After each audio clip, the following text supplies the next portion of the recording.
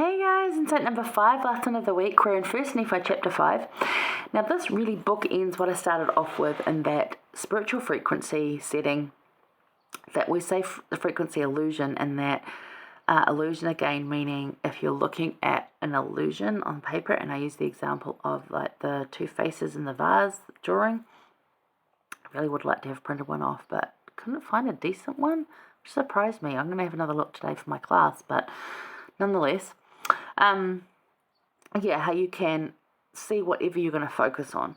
So illusion today, in today's world, can often mean the appearance of something that's not there or fake, but this is there. So both things are there in an illusion. In a traditional illusion, old school, when we say illusion, it's not that something's fake and not there, it's that both things are there and you're going to focus on which one you see.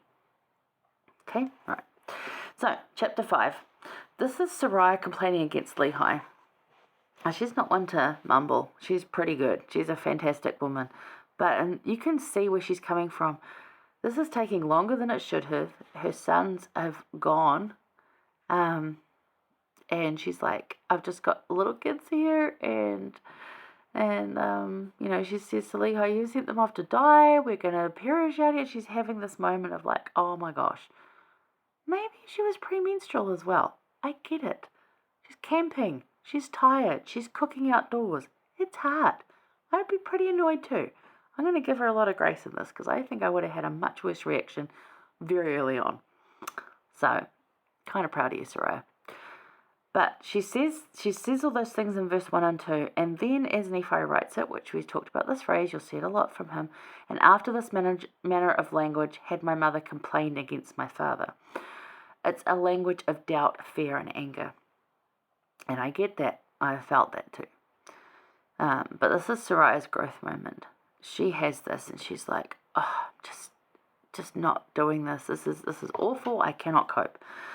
But her husband, her dear Lehi, comes in and says, "Look, I know I had this vision, and I know this is hard for you, and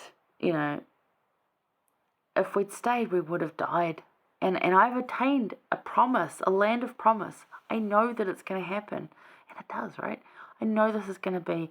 And I know that the Lord will deliver our sons, out of the hands of Laban. And I know he'll bring them to us." And he says all of these things. He basically bears testimony, a language of faith and trust. He bears testimony of this. And then in 6 it says, and after this manner of language did my father Lehi comfort my mother Sariah. So there's a language of fear and doubt and anger, and there's a language of faith and trust. And you will see these languages come up in different ways. You'll hear her Nephi write, and after this manner of language. So go back and look at what's being said and identify what kind of way they're speaking in. That's the key there. And after this, they had returned to the tent of their father, and the joy was full, and their mother was truly comforted in that. She's like, oh, it came. What Lehi said happened. And it usually does, because he is a visionary man, and I'm sorry I doubted that. I was in a moment, but I'm so glad you're back. And she spake and said, now I know of a surety that of the Lord that hath commanded my husband to flee into the wilderness. So this was her moment of like, I'm doubting what he's saying about leaving our dream home and the space we've carved out for having a family, and we've worked hard for it, and he was going off and prophesying in the streets. People were saying he was nuts, and I was starting to believe them because he was getting a bit weird with it there, and I didn't know but I went with him, and now actually I know that the Lord said that. And we have moments like this with whoever it is, with our prophet, with something that our family got in revelatory for them, and we might not agree with their direction, and we're like, well, I don't know about that, but I'll let it play, see where it ends, and then you get a testimony of it. So it's all good. This is her moment, but she knows that, and that they were delivered out of Laban. And then it says, after this manner of language did she speak. So she's gone back to that language of faith and trust, which is a great place to be. That's that spiritual frequency, good place to be. And so they all rejoiced exceedingly, and then Nephi actually looked at what was on these plates that he had, and he saw that they had the 5 books of Moses, which is, very special to the Jewish people. The first 5 books, very special to them. They base pretty much their entire religion off that. So it's a big part of that, and it talks of like the account of the creation, also Adam and Eve, who are our first parents, and he's like, this is what the people need. If I'm going to lead a people that's going to come from this family, this is what they need. So he's very happy about that, and he talks about like what it covers. And then Father saw these things as well, and he's really happy. And then Lehi says, and this is looking to the future language, this is great, this is looking ahead, what a prophet does, they see around corners. Sister Jew said that, they see around corners. I'm like, yes, they do. Verse 9, he says, wherefore he said that these plates of brass should never perish, neither should they be dimmed any more by time. And he prophesied many things concerning his seed, or his family to come. And then it's just a lovely finish off there, all nice and tidily wrapped up before we get into the next part, where you have the vision of the tree of life and how Nephi has it and Lehi has it, and there's a great discussion coming around that too. So the language of faith.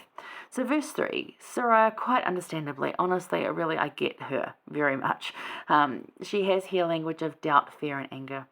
And Lehi comforts her with language of faith and trust, which is and then in verse 8, she speaks this herself. So I get this. I get this language that they have, and I often speak in the language of doubt, fear, and anger because I can't see it, and then I need to remind myself, and I do this all the time. Have language of faith and trust, because it'll help me get to that place quicker, better, easier, rather than fighting it. If the Lord said it, let it play. Yeah, and it's hard. It is hard. So how does speaking language of faith help you in trying times?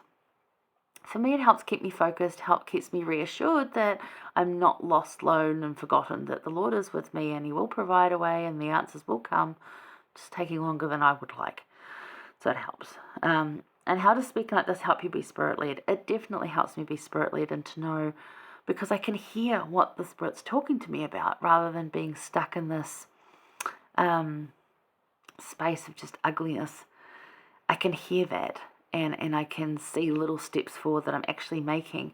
Whereas if I'm not in that language of faith and trust, I don't see any little steps forward. And then I feel like the whole thing is just a waste, or I've been abandoned. And actually, if I could see little steps forward, I would know that that's not the case. So if I can hear the Spirit in that, it's great. So it does help me be Spirit-led if I can speak in faith and trust, definitely. And in verse 19, Lehi prophesies and once again fixes his sight on the things of Christ and the future. And how does this help in moving forward? Because it lets you know that there is a future, that there is goodness. And also, how does it help you in having trust in the wisdom of the Lord? Well, you can see again examples of when he's come through, and like of other people. You can recount your own examples of him having coming through for you. And that you know he's going to come through again, because he will every time, in unexpected ways, in miraculous ways, in ways you never thought. And that is so comforting and easy to trust in. Again, so much easier to trust in a God you know and love already. So it's all about relationship, language, and that spiritual frequency. So keep those in mind. This is a great week for youth to talk about this, because this is from someone who is young at this time. And while our challenges in this day are vastly different, they're also actually not that different. The semantics or the details of them may be different, but while they're in an actual wilderness, we're in a virtual wilderness, and there's so much you can relate here. So allow your youth to do that. Have them draw parallels, because it will mean something to them, and then they'll be able to see goodness. They'll be able to identify people in their life that are complaining all the time, like Laman and Lemuel. They'll be able to identify why they want to be more of that, even if they have Sariah moments, which everyone does, that they can come back from that they can have Nephi trust and be brave trust, because even Nephi has moments of just like everything is lost, and then he quickly turns it around and goes, no, I can do this, because we all do that, we're human. So how can they learn from this? So it's great stuff. Anyway, hope you got something from this week. Have a great weekend, guys. I will see you next week. Love you guys. Thanks for joining me. Bye now. Mwah.